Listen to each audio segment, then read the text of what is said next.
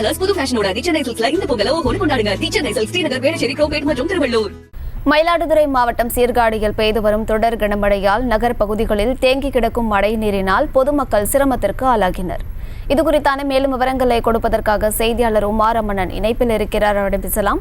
உமாரமணன், இந்த கனமழையால பொதுமக்களின் இயல்பு வாழ்க்கை எந்த அளவுக்கு பாதிக்கப்பட்டிருக்கு, என்னென்ன சிரமங்களை சந்திக்கிறாங்க, விவரங்கள்? வணக்கம் அம்ருத்.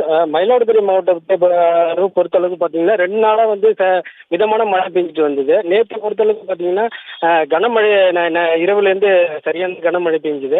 இதனால 22 சென்டிமீட்டர் மழை சீர்காழியில் பதிவாயிருக்குது.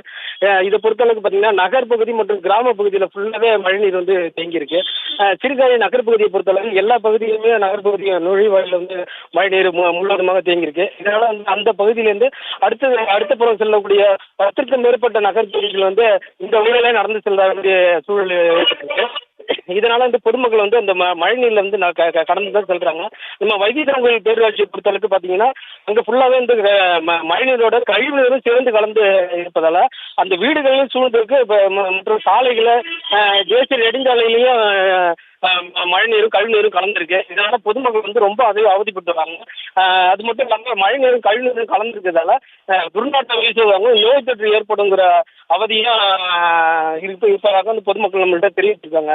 அம்ருத், செய்திகளை உடனுக்குடனும் துல்லியமாகவும் தெரிந்து கொள்ள சப்ஸ்கிரைப் பண்ணுங்க.